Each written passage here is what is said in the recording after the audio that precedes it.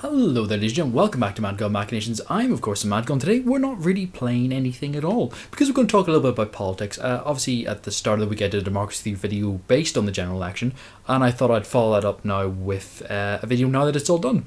A little bit of a disclosure before we start. Somebody asked me to do this when we do politics videos. I have, and many years ago, I did intern as a junior researcher for the Labour Party. Not going to tell you where, but I did. And many years ago, I also stood for the Liberal Democrats in an election. Not going to tell you which one or where, because I like my personal space. But just to let you guys know that I have done that before previously with those parties. I'm not party loyal to anybody. The idea of this, I'm going to run through the results that came out of the general election. Go try and be as neutral as possible. In the majority of cases, because I don't see why not. And we're just going to really just chat about what actually happened. So, let's start from the top, shall we? The Conservative Party, they won it. What can we say more than that? They won it. It was a bit of a shock for everyone, because nobody was really expecting any party to come out of this with an actual win-win, and I was a bit disappointed, not because it was the Conservative Party winning, but because I like coalition politics. I think it's a very nice thing to have, a lot of compromise. That's my own personal preference, but the Tories, they somehow managed to beat all the polls and pull out a majority. The standard number you need there's 650 seats in the House of Commons, so you need in theory 325, because Sinn Féin, the Irish Republican Party, don't take their seats. And they won 4, that went down to 323, which means the Conservative Party do have a how many is it? Just need to do a quick bit of math in my head. They have a 16 seat majority currently in the House of Commons because Sinn Féin don't show up. That's pretty good. 16 seats, considering they started with they're up 24 seats. It's fairly impressive. There's no real getting around that. It was a big win for them. Really, they benefited from the narrative. They were very strong with the narrative. They made people in England question Labour's ability to handle the economy.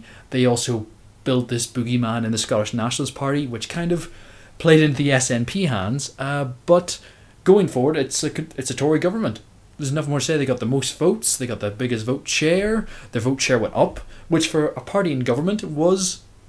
it's not expected for parties in government to get more seats. But really, it's because the Lib Dems did so terribly that may have happened. Second up, of course, was the Labour Party. Ed Miliband has, of course, announced his resignation as the leader, mainly because they had an atrocious election. They lost Scotland. Essentially, they lost Scotland. They had... a lot of the Scottish seats were theirs, and they just bled them. Just lost. They're down to 1 Scottish seat, which was one of their heartlands. Now it's just all gone. So it wasn't surprising that Ed Miliband has left, because he lost Scotland. There's no two ways around that. For the Labour Party, it was a big kicking. Lost 26 seats. Still the second party, which... Let's go for the silver lines. They didn't have a Lib Dem-esque election. They were still fairly big. Didn't really lose. Lost Ed Balls. That was a pretty big sort of scalp for them, to lose. Obviously, because he was their shadow chancellor. Technically, you could say the number 2. To have him be knocked out, he was in a marginal seat to begin with, but it was a bit of a wow. Obviously, of course, in Scotland they lost everybody up there apart from one, so there's really just to say who they actually kept would be up north of the border. So really, there's not a silver linings. I'm gonna be honest, they lost. It wasn't a good election. They should have somehow. I don't know what to say to them. Really, poor Labour. Sucks to be them. The Scottish National Party. Fucking amazing time. Up 50 seats, went from 6 to 56. Incredibly well done. Just cleared everybody out, except they couldn't move that one. There's one Scottish Conservative who just is bunkered in that one constituency. Can't get rid of that one. But everywhere else, they pretty much took. They left the Lib Dems with 1 Scottish seat. They left Labour 1 Scottish seat, and they took everything else. So they are going to be... I'm not going to say they're going to be massively influential in Westminster. A lot of people be going, oh, what does this mean for like SNP influence in Westminster? I'm repeating myself a lot, but because the Conservatives won the majority as opposed to the hung parliament, it kind of neutered the influence they could really, like, proper deal influence.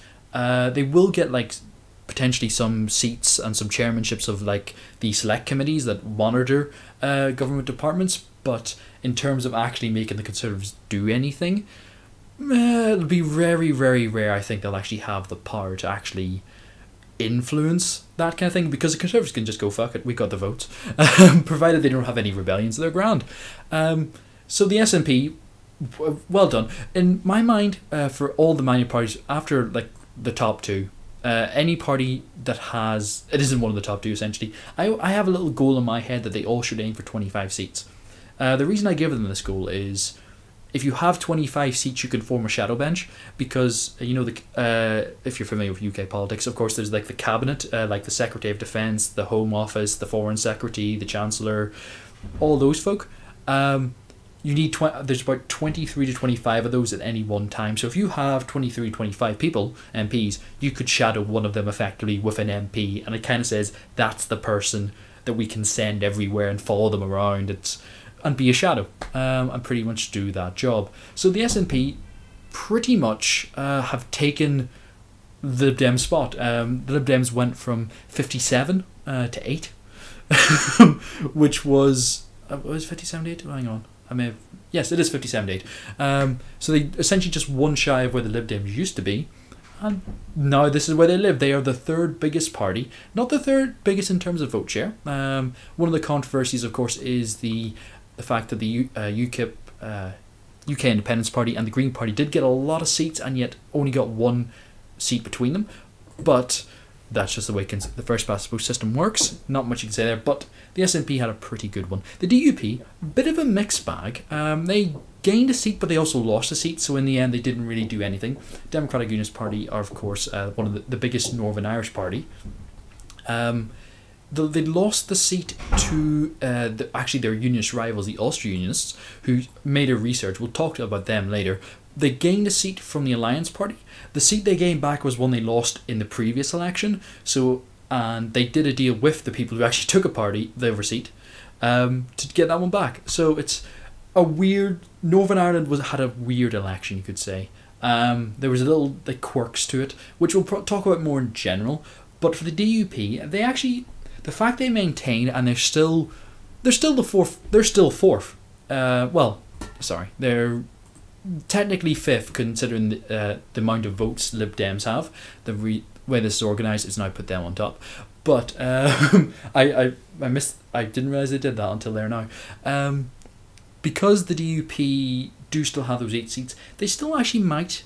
The Conservatives still might need them, particularly because the Conservatives have such a large Eurosceptic wing. Were prone to rebellions during the coalitions. Whether that continues on now that it's a Tory government may or may not be the case. But because the Conservatives only have a 16-seat majority, if enough of those rebels get together, and, like, they're fairly chunky within the party, they have a wing essentially, maybe having those extra 8 votes, just in case, might be a thing. Might not. We don't know until it actually happens. But for the DUP to actually maintain, pretty good, still the biggest party in Northern Ireland. They'll be hoping to build upon that next year in the Northern Irish Assembly elections. Now we go on to the Liberal Democrats. Oh, the Lib Dems. Oh, I was glad I wasn't standing for them.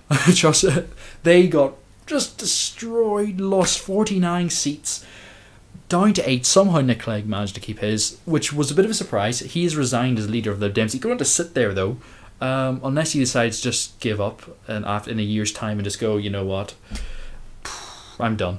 No one would blame him in that kind of sense. But then they might lose another seat. So he might hold on just to keep the 8. They just were demolished. They paid the price for the coalition. Really, at the end of the day, considering the Conservatives gained seats and they lost pretty much the entire party, they just paid the price. Some people have, like, been saying, why did the Liberal Democrats do it? Why did they go into the coalition? The most basic answer is math. At the end of the 2010 general election, because of the way the numbers were, the Conservatives were about 307 seats and the Lib Dems were on 57. Labour were on, what was it? We just got to do a quick bit of math. It was 258, that was it. So even if the Labour Party and Lib Dems did a coalition deal, they still wouldn't have enough seats for a majority. And at no point did the Labour Party say who the third party was going to be, or at least the third party, because they would have needed another. Just do another quick bit of math in my head. Still would have needed 10 seats. Maybe 10-ish seats to get a majority, and that would have either had to do a deal with. They would have needed the Scottish Nationalists, Plaid Cymru and Green to work as unit and do a deal from there, or the Northern Irish parties to do a deal with each other and then be a bloc with them. Ideally, as I mentioned in my previous video, in a coalition you don't want that many parties in. You want the least number of parties and the most seats. So Labour Lib Dem wasn't going to work. Conservative Dem was the only two-party solution, and if they had to run another election, that would be an extra cost, and it would have just destroyed any economic credibility Lib Dems had. Said, oh yeah, we care about the economy, but we're going to make you pay for this, just because no one can decide on anything. But even though that's sort of a logical reason behind the coalition, it doesn't really help them at all. They still lost. They broke their pledge to the students, which is their big base. If they had fought harder on that, maybe they would have done better. But they paid the price. Scottish Nationalists took a bunch of the seats in Scotland. Everybody pretty much just destroyed their vote, and now they're down to fourth. And there's nothing really much you can say about that. Sinn Féin. Moving on back to Northern Ireland, Sinn Féin, the Irish Republicans I mentioned, they actually went down this election. They lost a seat. The most westerly seat in the United Kingdom, I think it's Fermanagh and South Tyrone. The reason they lost it is because of this little deal that was done between the DUP and UUP. The deal was, like, in 4 seats, DUP wouldn't stand in 2 of them, and the UUP wouldn't stand in the other 2, but they'd support the others in the other 2 they were standing in. The one that Sinn Féin lost, UUP took because the DUP weren't there. That was how the deal went. So they took that seat back for unionism, as they said, and Sinn Féin went down 1. Doesn't really have much of an impact because Sinn Féin don't show up. They don't take their seats, they're abstentionists. So they're down 1 seat that they wouldn't really need. It's a bit of a pride thing that they lost it, because their nationalist colleagues, the Social Democratic Labour Party, just didn't want to do a deal with them. Nobody likes Sinn Féin in that sense. In a let's do a deal together, nobody wants to deal with Sinn Féin, and that kind of sucked for them. So they do have next year to look forward to in the Northern Irish Assembly elections. They generally do quite strong there. They also have the Republic of Ireland general election, which they are predicted to do quite well in as well. They've gone quite anti-austerity, and considering the Republic of Ireland's economic situation, we're going way off track. But they are. This isn't a big loss for them. It was just annoyance, really, probably. They'll recover quite easily from that. Plaid Cymru, the Party of Wales, the Welsh nationalists, didn't change at all. Kept all their seats. Didn't even change their vote percentage. They held, which is actually pretty bad for them. You're probably wondering, but they held. They didn't lose anything. On a night when everybody was losing stuff, what? They got more airtime. Along with the SNP, they were in the opposition debates. They were getting TV time, and they couldn't convert that at all. Admittedly, the Conservatives did better in Wales, which is weird. It just meant Plaid was just... And they have the Welsh Assembly elections next year. If they're getting TV time on a UK basis and they're still not pushing anywhere, it's kind of worrisome. Will they hold next year? Will they actually lose next year? Because it's a different system for the Welsh Assembly elections. Will they be able to hold? Don't know. Or do they just have such a strong core that they will just maintain what they have? It's not really where a party wants to be. You want to be growing. If you're stuck, something needs to change. Next up were the Social Democratic and Labour Party. They maintained all 3 seats, held off a few challengers from the Unionists, but otherwise, again, didn't change. Just had a pretty normal day. Unlike Plaid, however, that's pretty good because they're in a much more... They were in a weirdly competitive Northern Irish election. You've got Sinn Féin constantly going at them, and you have the Unionists playing a tactical game. So the hold is pretty good because they've been on the decline. So to have that nice, we've held, yeah, they want to decline. So unlike Plaid, who were kind of, the SDLP kind of need to hold, and they did. So now they can maybe build on that next year in the Northern Irish Assembly elections. Hope it would be interesting if they could. I'm not going to say hope because that's quite strong, positive, and I want to stay trying to be as neutral as possible. Next up, the Ulster-Unionists, who actually made it back in the previous election. They were wiped out. They were taken out. They'd been in Westminster for decades and then suddenly gone. Now they're back with 2 seats. As I mentioned previously, they took one from the DUP, which was weird because they'd done that deal with the DUP. So it's this nice, say it's nice. The way the unionist parties worked it, it's in unionist areas where you're pretty much guaranteed to get a unionist. It's fair game. Compete with each other, meh. In the 4 seats they made, the deal was kind of like, right, we may not win here. Let's try to maximise the unionist vote. So together they actually form a 10-party bloc, unionists, along with the Lady Sylvia Herman, the only independent. She's also a unionist, but she leans more to Labour, while the UUP and DUP are more right-wing. So Lady Herman is left, they're right, but it's an 11-seat unionist bloc, you could say. Lady Herman used to be an Ulster Unionist. She just didn't like them being tied directly to the Conservatives, which they were in the previous election, which is why they lost all their seats. So for them, they were the big winner in Northern Ireland. They came back, they said, we're here. They'll be hoping to use this now to the momentum to go into next year's Northern Irish Assembly elections and just go, yeah, we're back. Grr, we're fighting. Don't really know how else to say that, but they'll be hoping there's momentum there. The Green Party had a great election in terms of their vote share. They really benefited from the collapse of the Lib Dems. They went up 2.8%, over 1 million votes. Only got 1 seat, and that was Caroline Lucas, who is one of their name brands at this point. She's the most, really for me, one of the most recognisable Greens there is, other than Natalie Bennett. Those are the only 2 I can think of. Like off the top of my head, I have to ponder to think of anybody else. I happen to know Steve Agnew from Northern Ireland because I'm Northern Irish, but I just know his name. Don't know him personally, just know his name. So they had a pretty good election in terms of the votes. They'll be hoping to convert that going forward. They've really benefited from the Scottish referendum where they had a surge of membership. They've done quite well in England. They're building a pretty strong base. They'll just need to start converting that. It's a bit more long term. So they'll be probably hoping now to take more councils, just build that base, build that party structure, those elected representatives that you can then promote up into MPs, and give them like a track record of being elected. It helps. It helps. So yeah, the Green Party did well.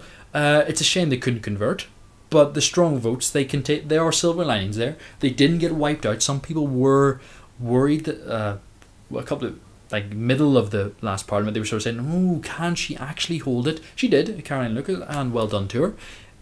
Disappointed that Natalie Bennett couldn't get in because then you could have 2 Greens. They were predicted to get 2. That was pretty much the prediction for them. 2 seats for the Greens. They kept 1, so. Yeah, I'm considering that a pretty good night for them. UKIP, poor UKIP. They got a lot of airtime. It wasn't all positive, but they did get a lot more exposure because everyone likes to talk about UKIP. They are technically, in terms of votes, the 3rd biggest party now, and it is surprising. They got 12.6% of the vote in the UK, which it's a massive achievement. They went up 9.5% is amazingly well. The problem is they were standing in pretty much every seat in the country, all 650. Some of the parties don't stand in Northern Ireland. UKIP do. They stand everywhere. So they got 3 million across the entirety of the UK. Only on 1 seat, however, which was Mr. Carswell, the guy who defected from the Conservatives, won a by-election. He kept his seat. So he's the only UKIP MP, but all across the board, UKIP did quite well. They were strong seconds and thirds. They just didn't have enough seats to just take it. Nigel Farage, of course, has resigned as UKIP leader because he didn't take South Van. He said, if I don't win this one, I'm out. They're going to have a summer with an interim leader, have a leadership contest in September. He might stand again. He might not. He's taking the summer to think about it. What happens next? Honestly, who knows? Will they be able to convert? One interesting question. Can they convert this 3 million into the devolved elections next year, in the Scottish, Welsh and Northern Irish elections? If they can, that will radically alter those parliamentary bodies. The UKIP have yet to win a seat in Wales. They've yet to win a Scottish MSP, I don't think. They do have one in Northern Ireland who defected to them. So will they be able to keep that? Maybe. They actually have the votes for it. And maybe this is actually the start of them also building up the party, like the Greens, getting those people elected, keeping them there, building up that base, building up that recognition of actually working within the UK as opposed to the European Parliament. It's a bit of a long game for these two. They had a very disappointing election for the Greens and UKIP because they didn't convert these massive seats. They got more than the SNP. And that's the comparison people go. Look at the SNP's vote. They got 4.7, they got 56. These guys together got over 15% and got 2. It's also funny that they're ideologically opposite. So pretty much you got the Greens on the far left. I say far left as one of the more leftist. You have the UKIPs as a little bit, according to the political compass, they're actually less right than the Conservatives, but they're higher up in the up-down scale. So they are pretty much mirror opposites of each other. Moving into the minor parties, which probably you haven't heard that much about because nobody really talks about them. I'm going to actually organise my votes now because that's much more interesting.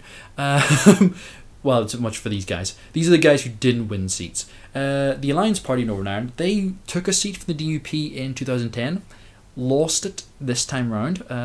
It's one of the seats that Unionists did the deal for. They are actually the Lib Dem sister party. They weren't very happy about the coalition, said they wouldn't back it. So they have sort of kept their distance from the Lib Dems. Not saying they lost this because of that association. Their vote share went up across Northern Ireland, but the Unionists did their little deal to make sure they got in. So they will hopefully, with this higher vote share, also be looking for more seats next year in the Northern Irish elections. Be interested to see if they can, because they are essentially the centre party of Northern Ireland. And it's nice to have that balance. It's nice to have that strong middle party, like the Lib Dems used to be. Remember those days, ladies and gentlemen? Do you remember those days? Now, also, the Trade Unionist and Socialist Coalition, very far left. The proper Union Party, even like way left. We're talking far left here, people. They actually went up in terms of vote share, which is pretty impressive because you've probably never heard that much about them. They don't really get much air coverage. But they did get more seats. Probably not going to convert next year. I think they do stand a lot in Wales and Scotland. I'm not sure about Scotland. I know they do stand occasionally in Wales. I know they stood in my constituency. Blah, blah, blah. Can't say that word. Will they convert? Doubtful. But maybe they can actually start taking council seats in the near future if they keep building and keep branding themselves as the proper Union Party. Because Labour have kind of drifted away from that. Maybe they could, maybe they couldn't, but only the future will tell. The National Health Action was actually a new party this election. There was previously an independent who was quite NHS, and he usually got elected, lost the seat a couple of elections ago. This is the new party, couldn't get the seat, however. But for a new party, I think they were standing maybe 4 to 6 seats. I can't remember exactly off the top of my head. They got 20,000 votes. New party, boom. That's pretty good. Maybe they'll be able to pick up council elections in the next sort of cycle, next 5 years. Maybe they might show up in other places. I think they're quite focused in England. I think they're sort of geographically, they've got their patch in that kind of sense. The TUV, the Traditional Unionist Voice, they're actually allies of UKIP. Funnily enough, they're both very in that kind of sphere, very anti-EU. TUV's probably is actually more socially conservative than the DUP, and they're properly hard right in that kind of sense. Not racist, just hard theocracy right, proper Protestantism in that kind of sense. it didn't really change that much for them. They're not really a strong party. They have one big guy, and he hasn't been performing all that well in the last Northern Irish Assembly election. They'll be hoping really just to make more of an impact next year. This is really just a branding exercise for them, I guess, because they're not there yet. They still need to do a lot more building. Will they do it? I don't know, because the other unionist parties are starting to work together. Might go against them if they also start making more deals in the future. Don't know. We'll talk more about that briefly. The Respect Party actually lost a seat technically, although it doesn't show up here because George Galloway won it in a by-election. These are based on the 2010 results. He was... Some people were surprised he lost it because the Respect Party are quite... They were anti the war in the Middle East. They sort of lean more towards... could say more Muslim communities. They're quite strong in that kind of area. George Galloway was seen as a pretty big heavyweight for them. So for him to lose was actually surprising because everyone thought he had a pretty good support base. But some people were saying that because of the general tone and the strength of the Tory, that people have just gone kind of panicked and maybe ran away from the smaller parties. He unfortunately was a casualty of this. I'm quite disappointed for a different reason, because I wanted George Galloway from the Respect Party, Alex Salmond from the Scottish National Party, who is going to Parliament, and Nigel Farage from the UKIP Party. They are three of the really best speakers. You may disagree with their politics, but they are very good at talking and arguing and debating and having witty lines. And I wanted all three of them in Parliament just having a go at each other and everybody else. It would have been awesome. But unfortunately he didn't. He said he's going to go plan his next campaign where he shows up. Might be Scotland. He does tend to show up there often. He's just Scottish to begin with. So he might just wait for a by-election to crop up. Might just show up somewhere else. Who knows? The next party is actually one that actually got a lot of attention. I keep saying actually, don't I? I do apologise. Cannabis is safer than alcohol. They ran a few seats. I can't remember how many. But 8,000 seats, brand new party, first election, 8,419. I think they had a few in Northern Ireland. That's how I may have heard of them, because I keep track of back home. But they unfortunately didn't get anything. Would have been interesting if they had, for that party. I would have really it would have been a nice sort of thing. But maybe they'll with this information, they'll now see where they're strong, when they're weak. They might focus that a bit better. If they're strong in any of the devolved areas, maybe they might make a push somewhere. Who knows? Yorkshire First, never heard of them. I'm guessing they're for Yorkshire. I don't know much about them. I don't know much about them. So I honestly can't comment too much. They got 6,811 seats. Yay! They got votes, or seats? Votes, not seats. Well, that would have been really good if they got 6,811 seats. The English Democrats actually did bad. They went down. Down by 0.2. They haven't really translated with the surge in Scottish nationalism and Green Party. They've sort of positioned themselves differently. While the SNP, Greens and Plaid are all left, English Democrats are kind of right. They picked up a lot of people from the BNP and UKIP, and that's kind of where they've drawn people from, and it just hasn't really translated. Apparently, that's what I've read. I could be wrong in that. I do think they try to position themselves as central, but I think recently they've drifted more to that sort of area because of various breaks and splits and fights and all that kind of nonsense. They're just not really a factor. Is really just the way to put it. They're just not doing well. Would have been interesting to see English devolution become more of a talking point, but the way the Conservatives are kind of dominating the conversation now, maybe it's just not the time for them.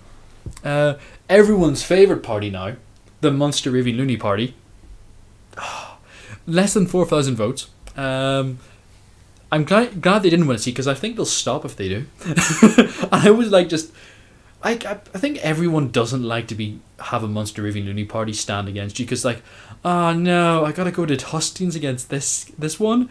They're gonna have such funny things, and I'm going to try to treat it seriously. I can't really say much about them because they're a joke party. Socialist Labour Party, slightly more left than the Labour Party, shockingly enough, sort of in the same vein as the TUC. I think they may have had... There's a lot of socialist parties. I'm going to be honest with you. There's a lot of them. It's very hard to keep track of how many there are. But they are... The SLP probably only stood a few candidates, I would imagine. I think they stand a bit in Wales, which is why I know a bit about them. But yeah, only 3,000. They're coming under... If you're underneath the Munster-Raving Loony Party, you're in trouble. Pretty much that's kind of the stand. If you can't get that many, and if the joke party is beating you in terms of sheer votes, you're doing bad. And maybe you need to consider doing something else. Next up, we actually have the two Christian parties. These guys are... There's like two parties, the Christian People's Alliance and the Christian Party, and they both stand, I think, in Scotland. I think they actually may stand against each other. I can't confirm that, but I think I've heard of that somewhere. But they are quite close. And they work in the same area, and it's kind of silly. One of them stayed the same, one of them went down. So maybe the Christian People's Alliance is beating the Christian Party. I don't know. Well, they did technically. It was 3,260 to 3,205. Go CPA. Maybe they need to do a proper merger. Maybe, because yeah, if they had... Oh shit. If they had the 6,000, they would be up above the Munster-Raving Loony Party. There you go. So the Christians together are less than the English Democrats, but more than the Munster-Raving Loony Party. And that's where you need to be above the Munster-Raving Loony Party if you want to be taken seriously. They are literally the serious line. Anything below that isn't serious, except the independents, because they're independents and others. So next we had the Workers' Party. I believe they are actually from the Republic of Ireland. They stand in Northern Ireland as well. They probably didn't have a lot of people. I doubt many of these people have a lot of candidates, but I know the Workers' Parties from Republic of Ireland. They do okay down there, occasionally picking up seats, and actual Irish MPs. I forget the term for them now, but yes, those guys. So they probably stood in a few seats, probably in Belfast, I'm going to guess. as a wild guess. I haven't really done much research into who stood where. This is just a general overview. The British National Party have are dying. They're dying, and that's really all we need to say about the BNP. They've broken their splinter. They lost all their two European fellas. They're dying, which I'm going to unfortunately break my neutrality and say, yay. Class war. They were supposed to stand in my seat. I think my seat, in one of the seats around where I live. They didn't manage to register in time, but they made a big show of it. So they didn't do... I think they stood like 5 maybe across the country. Obviously didn't do too well. Only 526 votes. When you're not breaking the 4-digit number, you're in kind of trouble. Then we have the others. Others is everyone and the independents. Those parties who didn't even get to 526. That's the line. There was one independent there. That's Lady Sylvia Herman from Northern Ireland. So she's the only She's the only one not rocking a actual party. She is a former Ulster Unionist. Maybe she might go back. That would be interesting for them. I think for the Ulster, because now they're not tied directly to the Conservatives. If she came back, that would throw them into Plaid Cymru SDLP territory. Might be nice for them. I don't know. They might do it, they might not. Who knows? Oh, she might do it. She might go back, she might not. Only she will know. She's rocking the independence thing and no one can touch her, so may as well just rock it, just carry on, I suppose. Freedom. But yeah, very interesting election. For various different reasons, actually. We've been going for half an hour now talking about just the results. Jesus Christ. This is a very long video and I do apologise. I know I talk too quickly at times because I'm excited. It's politics. There's actually some other little interesting elements, and I mentioned previously the SNP, Plaid and Greens are technically a little group. They're this little sort of, you could say nationalist unit, but it's more devolutionist unit, you could say. The SNP and Greens have a good relationship in Scotland. The one MP is obviously from England. Plaid Cymru are the Welsh nationalists, who are essentially the sister party, you could say, of the SNP. So they have this nice little... I need to come up with a name for them. And actually, if you know a name for them, the three of them, let me know in the comments if you have a name for... Because I don't think the nationalist bloc really suits, because the Greens are more decentralisation than nationalism. But they're all centre left parties. They're all in the same sort of demographic sphere, and they actually together form a 60-seat block, which is kind of interesting. They've got this unit, and as I mentioned previously, I think all parties should aim for 25, where you have a shadow person.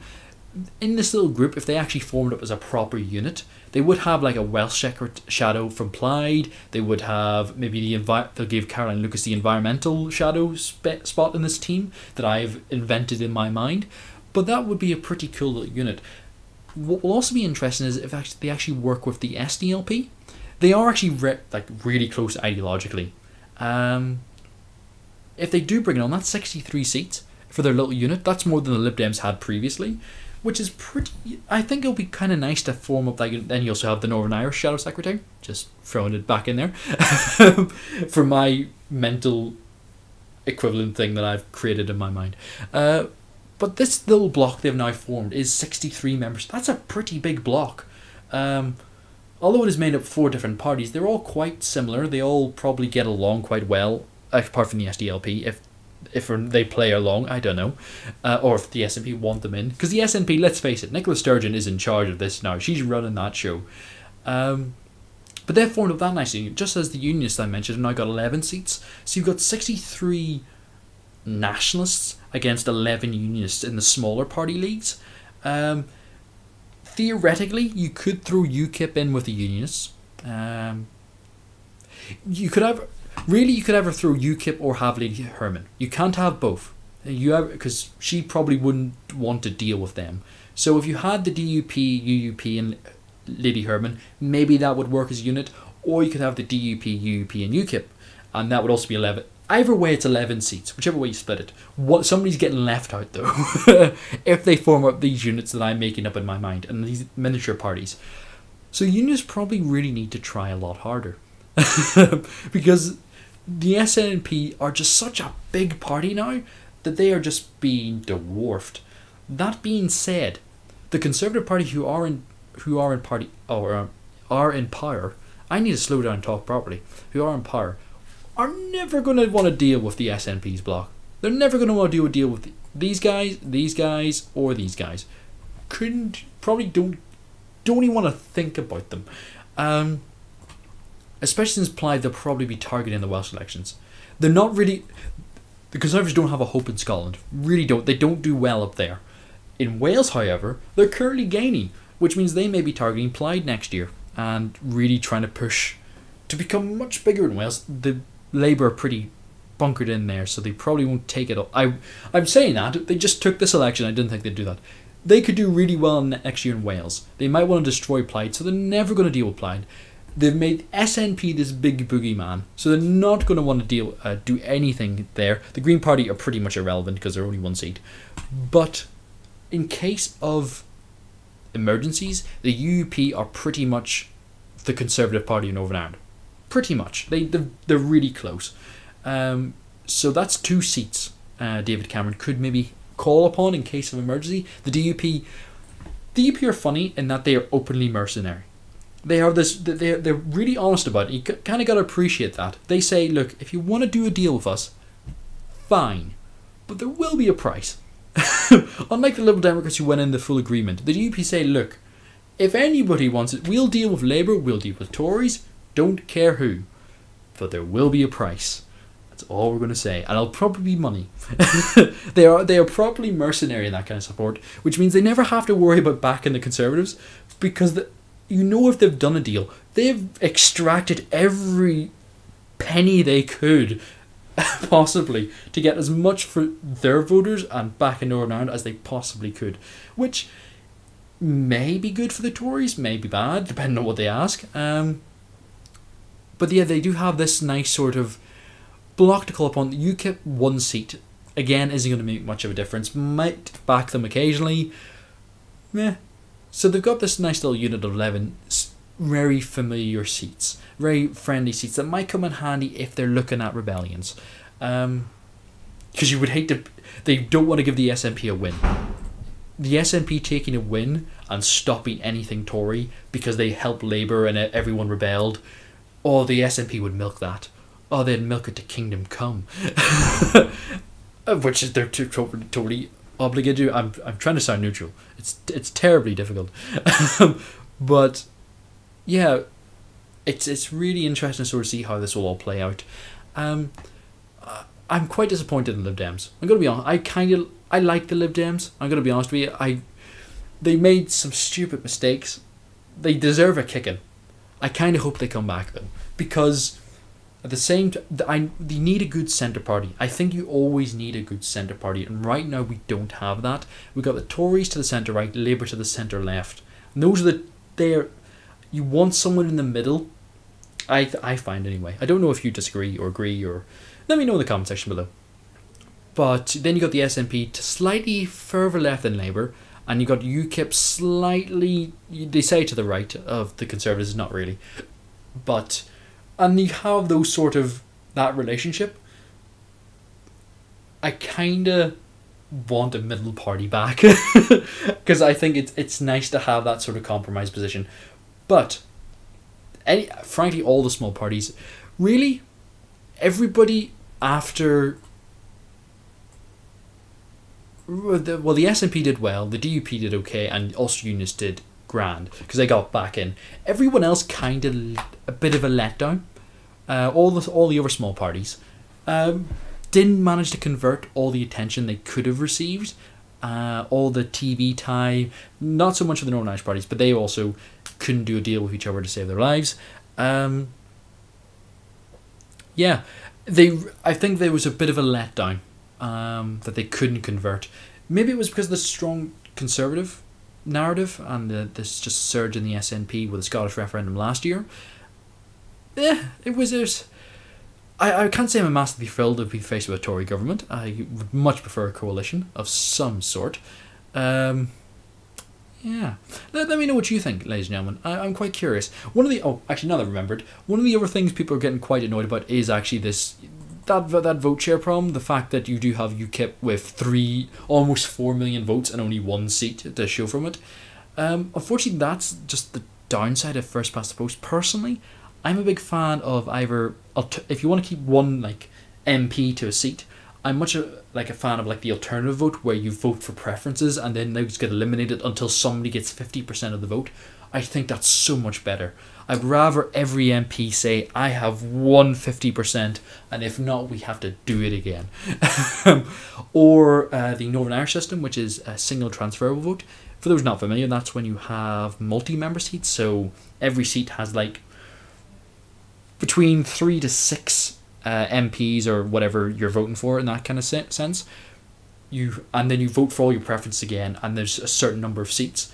I find that kind of cool, but it would massively change all the constituencies. I'm not surprised they don't do it in the UK wide, but it's my personal favourite because it's much more representative, and it makes coalitions, which I like. Mainly because I like making combinations. It's nice to sort of play the sort of numbers game. Well, these people could work with these people, but blah blah blah blah blah.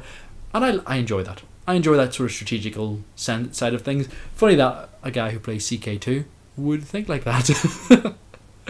But yeah, it's been an interesting action. It'll be interesting to see how things go once all the leadership debates get out of the way. Tories picked a new top cabinet. And really just to see how it all goes. We could all be dead next week. Doubtful. But things could get really good, things get really bad, and we'll just have to wait and see for 5 years time where I do these videos all over again, and we just see what's on fire. Mainly because I probably set it on fire because I'm Madgod, and that's how I roll. But thank you very much for watching and listening, ladies and gentlemen. I know this has been a bit of a different video, and it's been going on for just past 45, almost coming up to 45 minutes now actually. Be sure to leave any comments down below. I do apologise for talking insanely quickly.